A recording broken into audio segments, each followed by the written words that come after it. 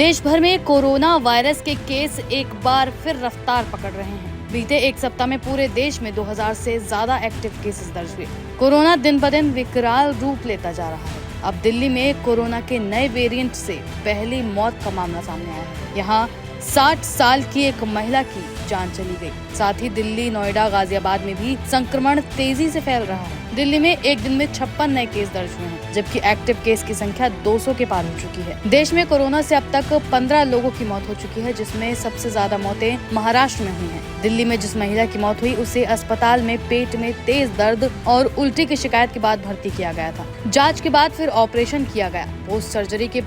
Post surgery जांच में महिला कोरोना पॉजिटिव पाई गई। ऑपरेशन से पहले उसमें कोरोना का कोई लक्षण नहीं था। वहीं बात करें केरल की, तो यहाँ सबसे ज्यादा 1147 केस एक्टिव हैं। बीते सप्ताह यहाँ संक्रमण की रफ्तार तेज हुई है। यहाँ ओमिक्रॉन के JN वेरिएंट LF7 के मामले सामने आ रहे हैं। देश के अलग अलग राज्यों में बढ़ते संक्रमण के बीच अब तक 4 वेरिएंट मिल चुके हैं। हालांकि वर्ल्ड हेल्थ ऑर्गेनाइजेशन ने इन्हें फिलहाल गंभीर श्रेणी में नहीं रखा है, लेकिन निगरानी में जरूर डाला गया है। दिल्ली NCR में कोरोना के बढ़ते मामलों ने लोगों को चिंता में डाल दिया है। अब तक दिल्ली में 294 से ज्यादा संक्रमण के मामले मिल चुके हैं। गुड़गांव में भी शुक्रवार को 3 नए केस दर्ज हुए और बीते 10 दिनों में यहाँ कुल 16 मामले सामने आए। वहीं इस मामले पर मुख्यमंत्री रेखा गुप्ता ने बताया कि दिल्ली में अभी 19 मरीज अस्पताल में भर्ती हैं और हालात फिलहाल नियंत्रण में है। हालांकि मौत के पहले केस और लगातार बढ़ते संक्रमण के कारण प्रशासन पूरी तरह सतर्क हो गया है। अस्पताल में टेस्टिंग की संख्या बढ़ा दी गई है और मॉनिटरिंग भी बढ़ा दी गई है। देश में कोरोना के कुल एक्टिव मामले 2710 हैं। बीते 24 घंटे में 511 नए केस मिले। वहीं 255 मरीज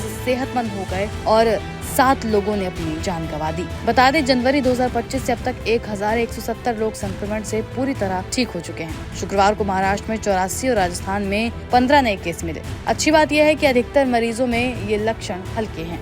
पिछले कुछ दिनों में हमने देखा है कि कोविड के केसेस और टेस्ट रिक्वेस्ट्स बढ़ गई हैं और ज्यादातर ये जो केसेस हैं ये ओमिक्रॉन का ही एक सब लीनिएज है, जिस वेरिएंट का नाम है BA.286। उसी के सब वेरिएंट्स या डिसेंडेंट्स हैं। ये 2 प्रकार के पाए गए हैं एंड एक है JN1 और इसके अलावा ऑल्सो NB181 या LF7। ये दोनों वेरिएंट्स भी पाए गए हैं। बट थैंकफुली ये जो वेरिएंट्स हैं अभी और इसमें जो म्यूटेशन या उत्परिवर्तन हुए हैं इन वायरसेस में, ये अलग अलग वेरिएंट्स आने के लिए हमने ये देखा है कि इन वेरिएंट्स में स्प्रेडिंग पावर कि एक पर्सन से दूसरे पर्सन को कैसे इन्फेक्ट कर रहे हैं वो ज्यादा है, परंतु इसमें जो हम लक्षण देख रहे हैं वो थैंकफुली अभी तक मामूली लक्षण ही है और कुछ सीरियस केसेस नहीं पाए गए हैं। सो आई थिंक उसके 2 कारण हैं। एक कारण है कि जो ये वायरस है वो बहुत ही फुर्तीलेपन से फैल रहा है, इसलिए लोग टेस्ट कर रहे हैं।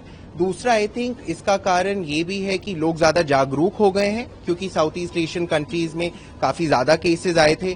तो जो लोगों ने ट्रैवल करा है और उन्हें फ्लू लाइक सिम्टम्स हैं एंड अदरवाइज ऑल्सो लोग जानते हैं कि ये बहुत तेजी से इसके लक्षण फैलते हैं, इसलिए वो टेस्ट कर रहे हैं ताकि अपने आसपास के जो और लोग हैं जो इम्यूनो कॉम्प्रोमाइज्ड हैं या एल्डरली लोग हैं उनको भी प्रोटेक्ट कर पाएं इस वायरस से।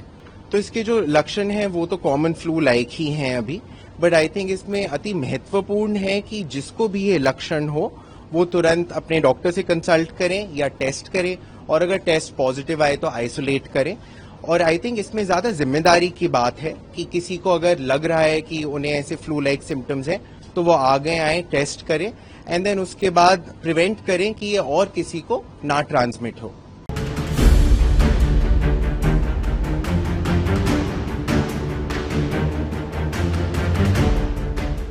देश भर में एक बार फिर कोरोना वायरस के मामलों में तेजी देखने को मिल रही है। अब तक की रिपोर्ट्स के मुताबिक देश में संक्रमित मरीजों की तादाद 1200 के पार हो गई है।